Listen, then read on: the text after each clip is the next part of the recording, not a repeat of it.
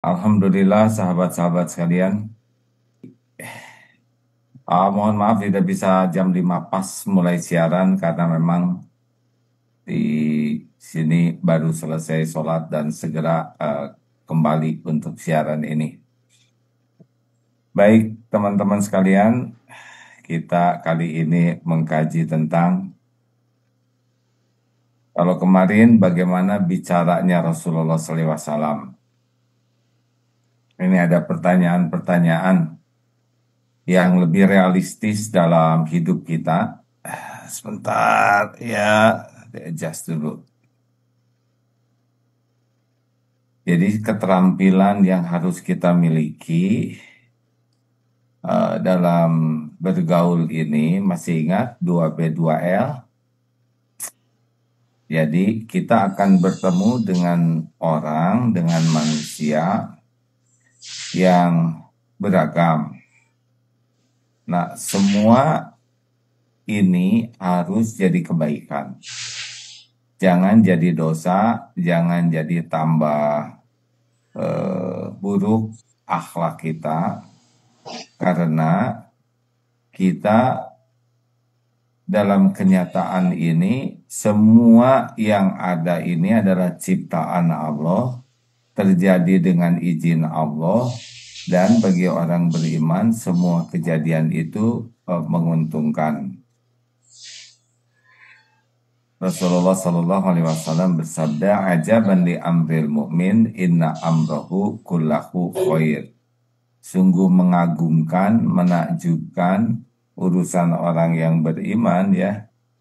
Karena semua urusan orang beriman itu jadi baik. Walaisa dzalik li ahadin illa lil mu'min. Dan tidak ada yang begitu kecuali mukmin. Jadi makin kuat iman kita, urusan apapun insya Allah jadi kebaikan. Nah, ini penting ya, kita hidup di dunia cuman sebentar, sepanjang waktu kita mendapatkan ujian dengan berbagai hal, baik dari diri kita sendiri, dari luar diri kita, dari ya yang kita tidak sukai, tidak harapkan, yang kita harapkan, semuanya adalah terjadi dengan izin Allah. Dan, nah ada dannya, dan semua ini harus jadi kebaikan. Jadi kerugian kita itu adalah ketika kita tidak menyikapi segala sesuatu ini dengan sikap yang tepat. Masih ingat teorinya bahwa eh, kita tidak lulus dalam ujian bukan karena soal, kita tidak lulus karena salah jawabannya. Jadi kita harus siap dengan berbagai episode yang kita sukai, yang tidak kita sukai, yang kita harapkan, yang tidak kita harapkan. Benar-benar kita harus menyiapkan diri, ya. Nah, berkaitan dengan bergaul dengan manusia, itu Allah ciptakan sangat beragam. Sangat beragam. Tapi semua keberagaman ini, baik yang baik ke kita, yang sangat baik, yang netral, yang kurang baik, yang berbuat jelek, semuanya bagi orang beriman itu harus jadi kebaikan bagi kita khususnya. Ya, yang harus realistis kita siapkan mental kita bahwa orang itu sangat beragam dan orang itu ladang bagi kita, ladang untuk terus memperbaiki diri kita. Yang paling harus fokus dalam hidup kita sebetulnya bagaimana keadaan orang-orang di sekitar kita bisa menjadi sesuatu yang membuat PDLT, membuat diri kita menjadi lebih baik dan membuat kita bisa melakukan yang terbaik. Itu kuncinya.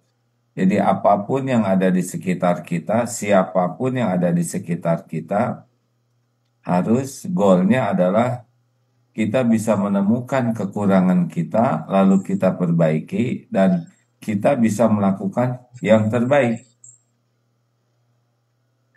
Jadi inilah goal kita di dalam bergaul. Dengan siapapun, kita bisa menemukan kekurangan untuk kita perbaiki, dan kita bisa menyikapi dengan sikap terbaik kita. Jadi semuanya menguntungkan bagi kita. Kita ulas sedikit ya, bagaimana kuncinya kita menjadi baik. Ya, dulu pernah disampaikan ada 5 kan cara kita untuk mengevaluasi diri. Pertama, kita harus punya waktu untuk tafakuri diri. Jadi sebetulnya tahajud, waktu sholat fardu, atau kegiatan-kegiatan yang bisa membuat kita punya waktu luang ya untuk tafakur dengan jujur. Jujur saja, saya ini benar enggak, saya ini musyriknya seperti apa, saya munafik tidak, terutama yang bisa masuk ke neraka ya, saya termasuk punya Tuhan apa aja, saya munafik tidak nih, di depan dengan di belakang saya sama tidak, saya pembohong tidak, kalau ngomong saya bohong tidak. Berapa banyak janji yang tidak saya tepati, berapa banyak amanah yang tidak saya tunaikan. Saya orangnya ujub tidak, saya pendengki bukan. Periksa aja penyakit-penyakit hati, lalu mulai dari atas. Pikiran saya apa aja sih? Matanya lihat apa saja, telinganya dengar apa saja, mulut ngomong apa saja, nulis apa aja. Kalau kita berani jujur melihat diri kita sendiri, nah ini bagus, bagus sekali. Tapi tidak banyak orang yang berani jujur ya. Kebanyakan orang tidak mau memeriksa dirinya. Aneh memang, kalau ke dokter kita mau diperiksa bayar, kalau ke lab kita mau diperiksa, tapi memeriksa diri, hati, kelakuan diri tidak serius. Awali dengan punya tekad memeriksa diri secara berkala. Saya lelaki benar tidak sih? Saya ayah yang benar atau tidak? Saya suami yang benar atau tidak? Saya anak yang benar atau tidak? Saya orang yang pemimpin benar atau tidak? Ini penting sekali ya. Jangan sampai kita tidak sadar bahwa kita tuh orang tua yang kurang benar, suami yang tidak benar, istri yang kurang benar, anak yang kurang benar. Nah, kita jangan sampai hidup hanya sibuk membenarkan diri, tapi kita harus pastikan kita benar atau tidak. Tulislah. Kejelekan saya buang-buang waktu, ngomong banyak, pemarah, banyak sia-sia, terlalu banyak ngelawak. Terus tulis-tulis. Nah, makin kita tahu siapa diri kita, kita tidak akan lagi menikmati pujian, penghormatan orang, karena semua itu tidak cocok dengan keadaan kita yang sebenarnya. 2. Nah, ini yang kedua. Manfaatkan orang-orang untuk jadi cermin, terutama yang dekat dengan kita. Manfaatkan di sini itu adalah positif ya. Jadi orang-orang terdekat dengan kita seperti kalau udah nikah, suami, istri, pasangan hidup yang halal, anak, atau orang tua, orang-orang yang dekat dengan kita yang banyak tahu tentang diri kita ya, yang hari-harinya lebih banyak bersama kita sehingga tahu modal kita lah ya. Itu adalah aset yang luar biasa untuk bisa tafakur. Orang-orang yang jauh dari kita ya, yang misalkan di kantor, di sekolah, makin jauh dari kita sebetulnya makin tidak tahu apa-apa tentang kita. Jadi kalau kita punya medsos, banyak yang muji karena lihat potret, lihat tayangan, itu nggak ada apa-apanya. Nggak ada apa-apanya sama sekali. mau like-nya seperti apa, jempolnya 4 ya, mau komennya, wah keren, hebat, wah nggak ada apa-apanya. Nggak ada apa-apanya. Karena mereka tidak tahu.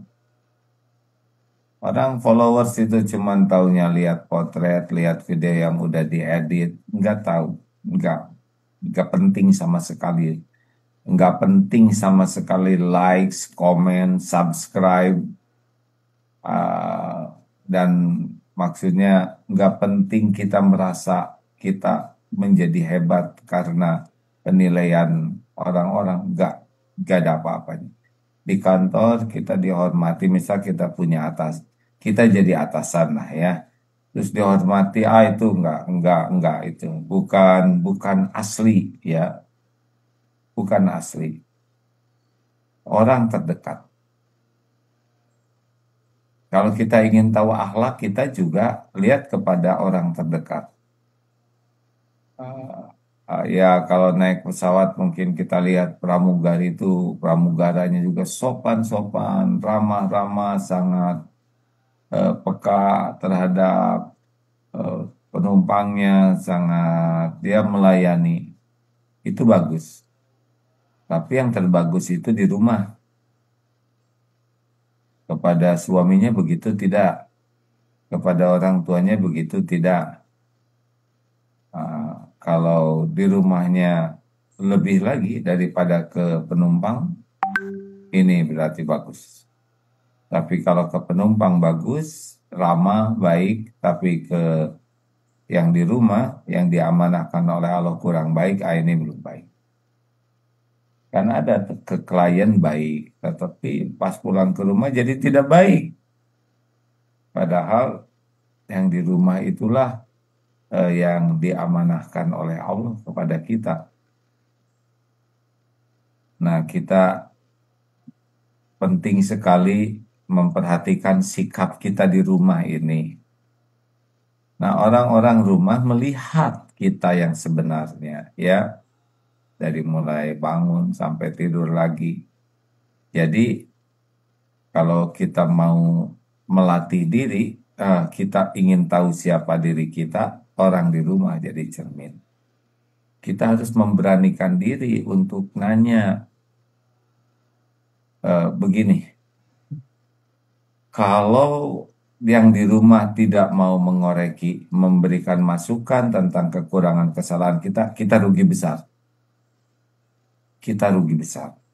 Kalau suami, istri sudah diam terus, anak-anak diam terus, orang tua diam terus, tidak mau memberikan masukan kepada kita, kritik, saran, koreksi, kita orang yang rugi. Kenapa? Karena kita lebih membutuhkan koreksi saran beliau daripada pujian, ya, karena inilah orang yang paling tahu siapa kita dibanding yang lain. Jadi yang kita perlukan itu adalah masukan-masukan realistis. Kenapa yang di rumah kok tidak mau bicara, tidak mau memberikan masukan? Sangat boleh jadi kita ini dianggap tidak aman. Karena ada orang yang ya begitulah, mau menang sendiri, tidak pernah menerima saran, masukan, koreksi, pemarah, orangnya sibuk menyalahkan. Nah, kalau sudah kita tidak dikoreksi, kita rugi, itu aja intinya. Tawasobil hak itu bagian dari keberuntungan. Jadi kenapa orang tidak mau memberi masukan? Ya karena kitanya sombong. Orang sombong menolak kebenaran dan menganggap rendah orang lain. Jadi gini, orang itu baru mau bicara ke kita kalau merasa aman. Yang kedua, orang mau dekat dengan kita kalau kitanya suportif. Posisi kita suka membantu. Yang ketiga, orang mau memberikan masukan ke kita kalau kitanya terbuka. Senang untuk dikoreksi, berterima kasih, dan fokus untuk memperbaiki, bukan sibuk membela diri. Tetapi orang tidak bisa dekat dengan kita kalau kitanya tidak aman bagi mereka.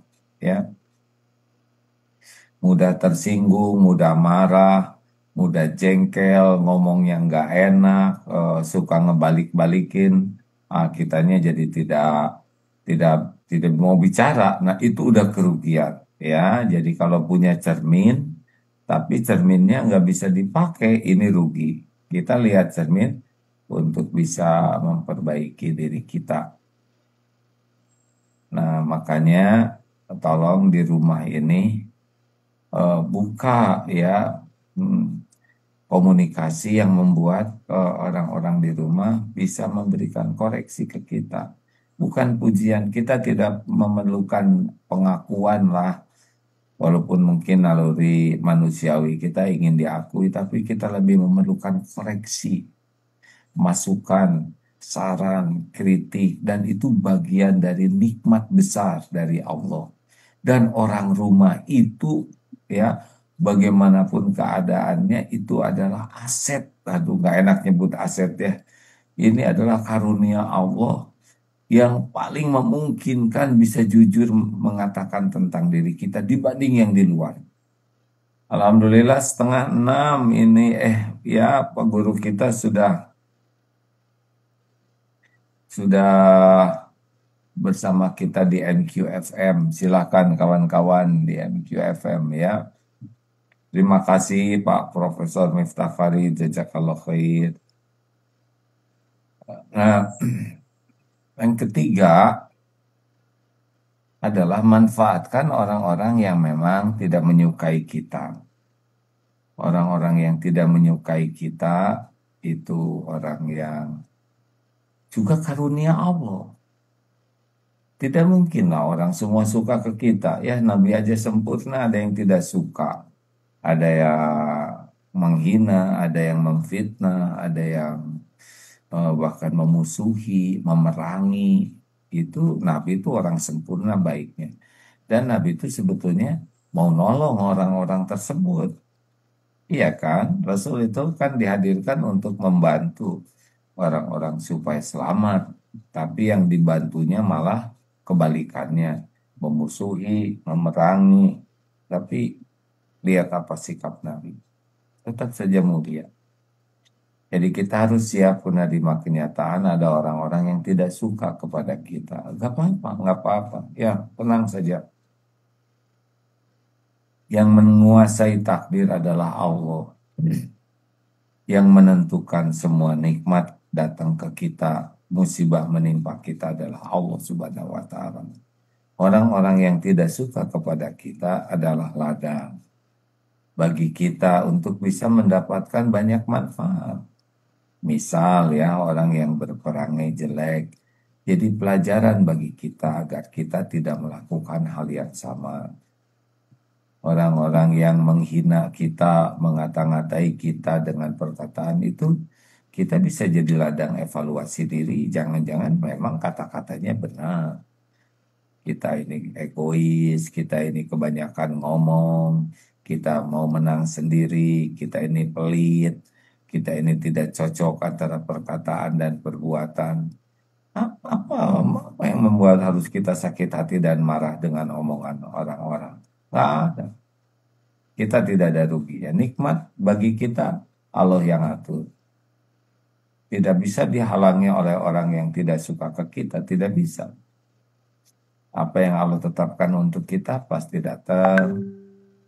Walaupun dia tidak suka, nggak bisa ngalangin. Wa iyurid kabi khairin, fala roda lipadli. Nggak ada yang bisa menolak.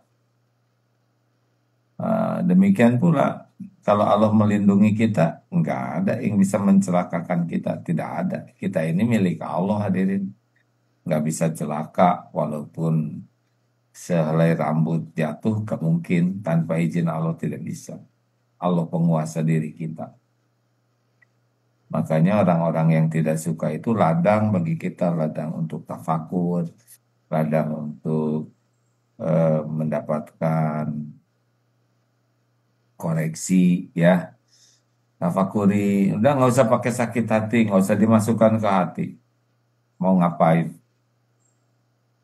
Kita sakit hati bukan karena omongan orang, tapi karena kita aja yang menyakiti diri kita sendiri. Orang kita harusnya bersyukur kok ada orang yang begitu ke kita jadi penggugur dosa, penambah pahala, bahan renungan bagi kita bisa perbaiki diri, kita bisa berubah justru lewat orang-orang yang memang tidak suka ke kita. Nggak apa-apa, nggak apa-apa. Maaf, jangan ditafsirkan salah ya. Bukan berarti kita semena-mena sehingga membuat orang nggak suka dan nggak apa-apa. Bukan begitu maksudnya. Kita berusaha baik, tapi tetap ada orang yang tidak suka ke kita. Ya nggak apa-apa. Nggak mungkin semua orang suka ke kita. Nggak mungkin. Ya Rasulullah juga begitu. Para sahabat, para ulama. Siapa kita, ya kan? Jadi biasa aja kalau ada orang yang nggak suka. Tinggal kita evaluasi diri. Kita tafakur diri. Dia ngomong apa-apapun ya kita jadikan bahan renungan. Bahan tafakur. Balas dengan perkataan yang baik. Jangan sibuk bela diri. Jangan sibuk, apalagi sibuk menyerang. Mau apa? Ya, mau apa? Yang paling penting kan semua membuat jadi amal soleh. Tafakuri diri, manfaatkan cermin pribadi, gunakan bijak terhadap orang-orang yang benci ke kita. Kemudian yang keempat, kalau kita ingin jadi baik harus ketemu dengan orang-orang yang eh, lebih baik dari kita, guru ya seperti kalau kita sakit ke dokter lah ya. Kalau kita ke dokter, kita akan tahu penyakit kita. Nah, kita harus mencari orang-orang yang dikaruniai oleh Allah akhlak lebih baik, hati lebih bersih, ilmu lebih luas, sehingga kita bertemu dengan beliau aja kita udah lihat, oh ada satu ah ada akhlak yang enak, bagus. Nah, kita lihatnya saja sudah mendapatkan satu input bagaimana kita kalau seperti itu. Ya, kalau orang kita ke dokter, ya dokter membantu kita mengenali penyakit kita dan membantu kita untuk terapi, menyehatkan kita. Nah, kita kalau bisa berusahalah untuk dekat dengan orang-orang yang bisa membantu kita dengan keilmuan dan akhlaknya. Jadi kita tahu kekurangan kita dan juga tahu bagaimana cara memperbaikinya. Kalau kita punya guru, waduh, Masya Allah, beruntung benar ya. Guru yang ikhlas, guru yang penuh kasih sayang, guru yang ilmunya luas, guru yang sangat menginginkan kita jadi orang baik. Wah, dah nikmat besar. Terakhir, yang kelima adalah teknik agar kita bisa evaluasi diri adalah eh,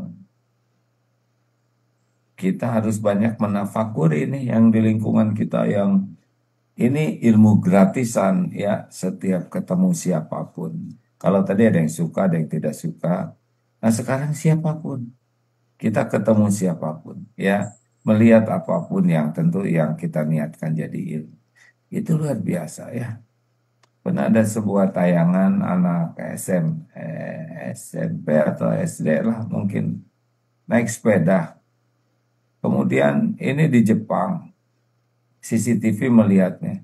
Kemudian nubruk ke spion dari belakang, ini di parkiran. Lalu anak itu berhenti bangkit dari sepedanya terus lihat spion itu. Ah, kemudian dia mengeluarkan kertas dari tasnya, lalu menulis nomor telepon dan menyatakan ini saya yang tadi kena ini bertanggung jawab, tapi saya harus ke sekolah sekarang. Ini nomor telepon saya, ayah saya. Disimpan itu di sana. Tidak ada siapa-siapa yang lihat. Ah, ini budi pekerti lah. Belum akhlakul karim. Kalau akhlakul karimah melakukannya karena Allah. Tapi ini sudah akhlak yang baik. Nah, rekan-rekan sekalian, ini kan pelajaran bagi kita ya. Ada juga yang buang sampah sembarangan. Ini pelajaran bagi kita. Oh, begitu ya. Merokok, maaf ya, ini tidak merokok itu kan sepakatlah asap rokok itu tidak baik ya. Ke diri diracunin, keluar juga meracuni orang lain.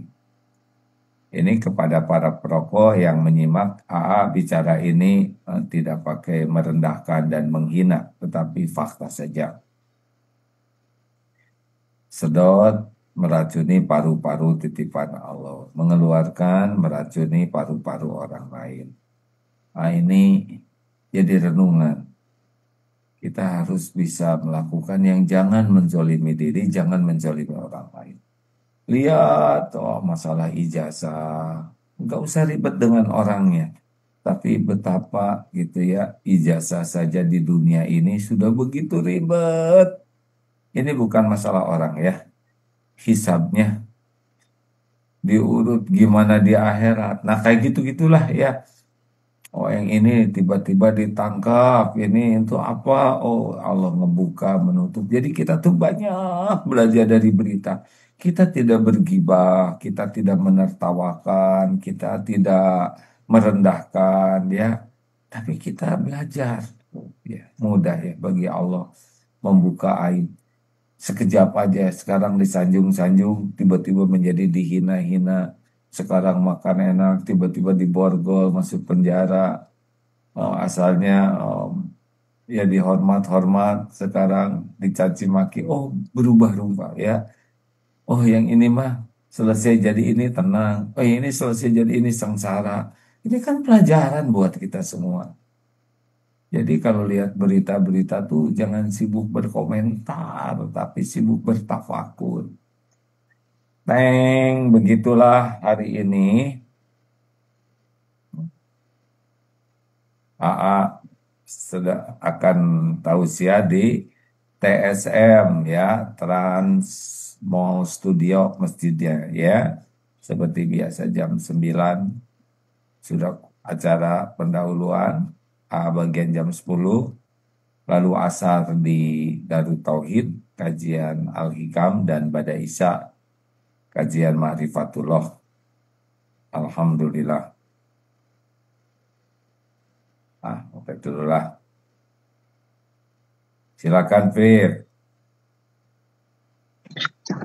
Baik izin baik bagi sahabat yang ingin bertanya yang berada di media sosial maupun Zoom, boleh ditulis dahulu nanti admin akan membacakan. Ya, silakan. Baiklah, izin dari Instagram sudah ada yang bertanya. Assalamualaikum, izin bertanya. Kalau sebagai orang tua mengoreksi, menasehati, memberi pengarahan kepada anak, tapi tidak dihiraukan, itu bagaimana hukumnya ya, sebagai orang tua? Gimana? Dan Sebagai orang tua sudah mengoreksi, terus menasehati, lalu memberi pengarahan pada anak, namun tidak dihiraukan sama anaknya. Nah itu hukumnya bagaimana ya? hukum yang mananya ya? Hukum orang tuanya sebagai orang tua. Oh ya, kita sebagai orang tua, kalau anak belum nurut, belum sesuai harapan, harus banyak evaluasi diri. Ya, pokoknya kalau anak belum sesuai keinginan kita, kita evaluasi diri. Karena ini merupakan teguran dari Allah atas perilaku lahir batin kita. Ya, jadi istighfar, ampun ya Allah. Ini pasti karena kesalahan saya belum jadi contoh yang baik. Saya belum bisa bersikap sopan, lemah lembut. Saya belum bersungguh-sungguh menyayangi dengan ikhlas, mendidik dengan bagus. Pokoknya tobat. Jadi fokusnya jangan anak. Kalau fokus ke anak jadi sebel, jadi jengkel. Fokusnya wama bikum ma asobaka wama asobaka min sayyatin ma asobakum min sayyatin famin nafsi wama asobakum min sayyatin famin nafsi. Musibah apapun yang menimpamu karena dirimu sendiri. Jadi jangan fokus kepada keburukan anak atau anak yang belum sesuai harapan, pikiran dan perasaan kita, tapi ini dosa saya nih. Minta ampun, perbaiki sholatnya, perbaiki tahajudnya, perbaiki akhlak. Allah melihat orang tua yang berusaha jadi contoh, orang tua yang berusaha tobat, perbaiki cara berkomunikasinya, ya mungkin keras, kasar, kurang lembut, kurang senyum, mungkin ketus, mungkin kata-katanya menyakitkan anak atau eh, itu lagi, banyak yang harus dievaluasi. Lalu pendekatannya diubah, ya makin lembut, makin penuh kasih sayang dan keikhlasan, Allah yang mengubah. Ingat ya, bukan kita yang bisa menyolehkan anak, tapi Allah yang menyolehkan. Dan Allah melihat perilaku kita sebagai orang tuanya, dimanapun, kapanpun. Allah mendengar setiap ucapan kita. Dan Allah lah yang nanti kuasa membulak-balik hati siapapun, bukan kita. Allah juga tahu doa kita seperti apa, basa-basi atau sungguh-sungguh. Rip, Iya, baik, masih ada yang bertanya. Masih dari Instagram. Assalamualaikum, AA. Bagaimana untuk bisa mengontrol dan mengendalikan hawa nafsu agar selalu condong pada kebaikan, A? banyak zikir atau karena orang yang disibukkan oleh kebaikan, dia tidak akan sibuk dengan kesia-siaan dan kemaksiatan. Coba zikir yang banyak, jangan lepas la yazalu lisanuka ratban min zikrillah. Hendaklah lisanmu ini selalu basah menyebut nama Allah. Ini kan pernah ada sahabat Ansor juga begitu. Ya Rasul, saya sudah dapat ilmu banyak nih tentang syariat Islam. Beri saya yang bisa saya pegang teguh, yaitu Rasulullah bersabda, la yazaru lisanuk ratban min zikrillah. Hendaklah lisanmu selalu basah. Coba istiqomahkan zikir terus ya Allah. Allah, ya Rabb, subhanallah, walhamdulillah. Makin terisi waktunya zikrullah, fadkuruni adzkurkum. Karena kalau kita zikir, Allah ingat kita, dan setan itu susah ya menggelincirkan orang-orang yang selalu berzikir dengan benar niatnya dan benar caranya. Jadi zikirnya itu ikhlas, bukan untuk ria, tapi benar-benar untuk ngabdi ke Allah dan benar ya dizikirkannya. Iya, baik, A. Izin Hmm. dari YouTube ada yang bertanya. Assalamualaikum, A. Izin bertanya, jika ada orang yang tidak suka pada saya, sebaiknya saya menjauh atau menanyakan kesalahan saya ada di mana? Itu yang mana? Ya kondisional ya, karena tingkat ketidaksukaan juga berbeda-beda. Ada yang tidak suka sudah tidak bisa diajak ngobrol sama sekali.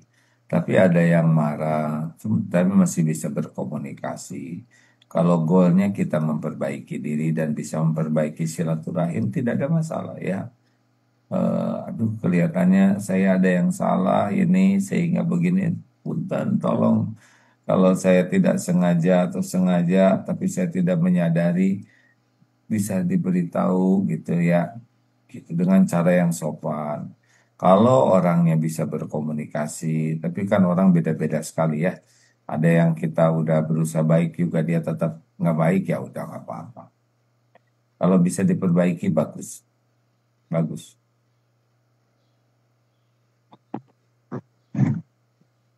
Yuk. Iya, baik, A. Masih banyak yang bertanya, A. Izin dibacakan lagi. Asal dari Instagram, A. Assalamualaikum, A. Bagaimana jika suami meminjamkan uang kepada saudara laki-lakinya yang sudah menikah tanpa sepengetahuan istri, A? Apakah boleh? Sebetulnya kepala keluarga, kalau toh memang tidak ada kesepakatan tambahan ya bisa menolong siapapun ya. Tidak harus selalu persetujuan istri, apalagi bila istrinya kadang-kadang agak kurang bijaksana, yang kalau bilang malah nanti jadi terhalang kemampuan suami atau dalam membantu siapapun. Tetapi kalau sudah saling percaya ya sudah, kalau itu merupakan kebaikan dan tidak merugikan, nah silakan atuh. Kalau paling penting mah suami melakukannya dengan penuh rasa tanggung jawab karena akan berdampak misalkan ke keluarga. Memang yang paling ideal adalah bisa terus bermusyawarah. Tetapi kadang-kadang kondisi seperti itu tidak semudah didapat ya. Ada yang gimana? Lebih baik. Siapa yang beli sepeda teh lebih baik minta maaf daripada minta izin, katanya itu beli sepeda. Tapi yang paling bagus memang terkondisi suasana itu untuk saling mempercayai. Sebetulnya kita juga misalkan sebagai istri ya, suami melakukan menolong saudaranya, orang tuanya, ya sudahlah, apa-apa itu amal soleh, kebagian insya Allah pahalanya. Kalau istrinya ridho.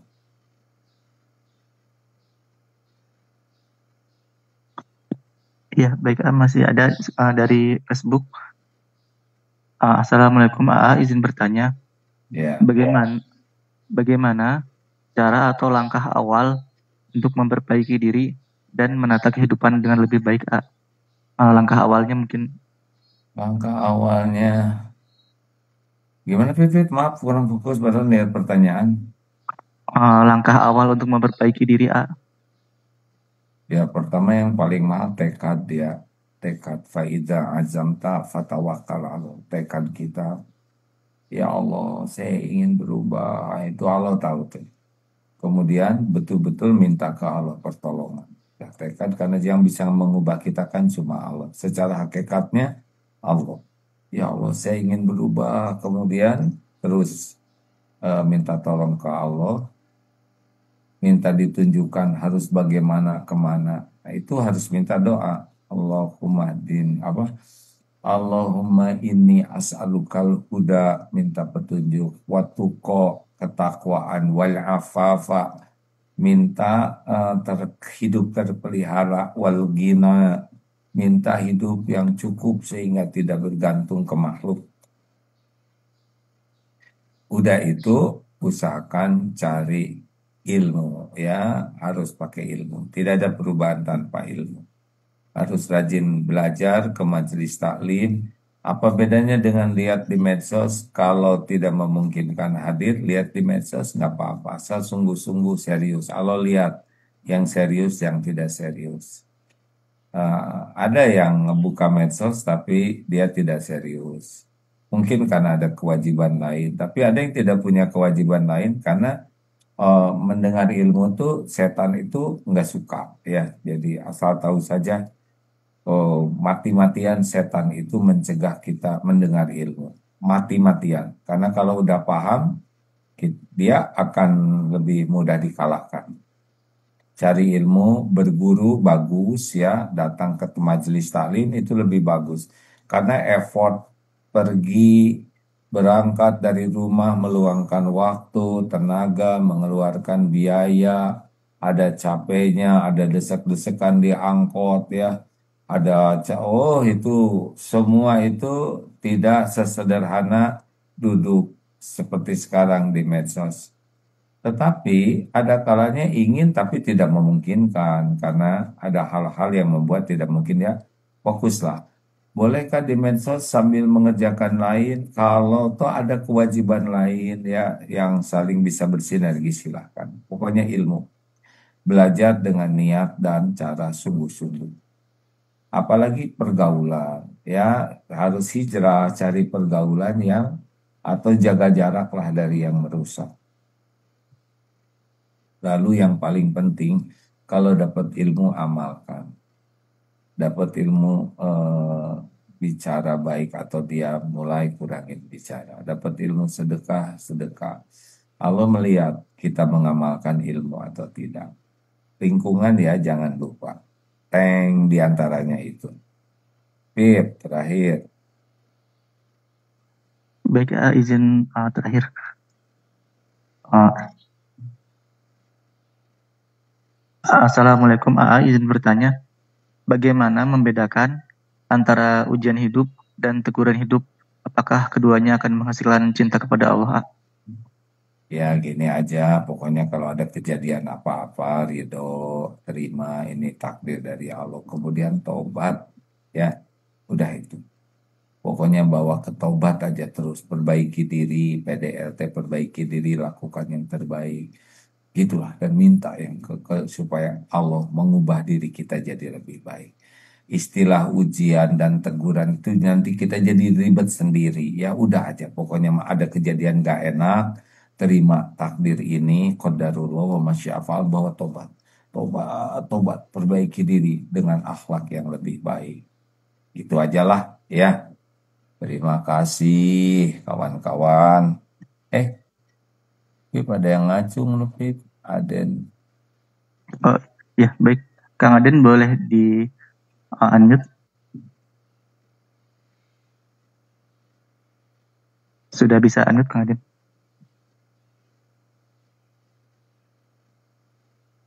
Saya juga lagi lihat pertanyaan dari sini.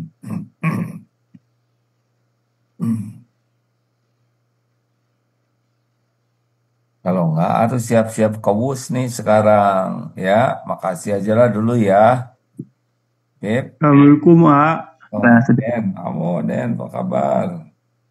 Alhamdulillah, baik, A. Ini, A, ada ngomong doanya, A. Gimana Den, udah lama nggak ketemu nih. Mohon doanya ini ada, alhamdulillah lagi diuji lagi, A. Udah 3 bulan lebih, kaki Aden ini copot dari itunya, dari apa? Dari pinggulnya, Innalillah. ulang kakinya. Nah, alhamdulillah dan istilahnya lagi ikhtiar. Mudah-mudahan Allah ridho menyembuhkan kaki Aden lagi. Soalnya Aden tidak berat juga, alhamdulillah merasakan sakitnya. Copot. Iya, jadi si tulang kaki itu copot karena ya kemarin waktu sebelum puasa, alhamdulillah ditakdirkan istilahnya qadarullah gitu, sama apa kakak Alen itu istilahnya mau perbaiki, tapi ya gini ya, ujian mungkin. Udah ke dokter belum? Udah ke dokter belum? Kalau ke dokter alhamdulillah, belum, ke dokter mah ke rumah sakit, tapi ke tempat atas tulang gitu. Istilahnya ada berangkat ke sana. Ada Nah, sekarang ke 2 minggu sekali, sebulan 2 kali, aduh datang ke sana. Udah 3 bulan. Ada menjadi baik enggak? Ya, Jadi baik enggak? kalau jadi baiknya ya masih diuji ya, karena tahap masih lama gitu penyembuhan. Mudah-mudahan aja Allah ridho. Coba nanti dengan DTP ya, kalau bisa diajak dulu ke rumah sakit ke yang ahli tulangnya. Bagaimana? Ada temen yang memang ahli tulang ya. Sing sabar. Pengennya seperti itu, pengennya seperti itu sih. Tapi belum, takdirnya kada lulus, takdirnya belum ada itunya. Belum ada biaya buat yang nunggu. Insya Allah nanti DTP ya. Ini teman-teman DTP tolong kontak ke Aden ya. Den, nuhun ya Den. Insya Allah Ya. ya. Sing sehat Den, punten. Amin, amin, amin, amin. Ya, mudah-mudahan hadirnya Aden dalam kajian ini bisa membuat kita merenung ya, dan inilah adalah amal bagi kita yang diberikan nikmat sekali. Ujian Ade, Makanya Nes, Ndud, Iso, dan teman-teman yang menyimak ini banyak di sini. Subhanakallahumma bihamdik, asyhadu alla ilaha illa anta, astaghfiruka wa atubu ilaik. Assalamualaikum warahmatullahi wabarakatuh. Terima kasih. Waalaikumsalam warahmatullahi wabarakatuh. Waalaikumsalam Terima warahmatullahi kasih, Terima kasih, A. Waalaikumsalam terima kasih, warahmatullahi wabarakatuh. A. Terima kasih, Doakan Ahmad. saya, A. Ya, sama-sama.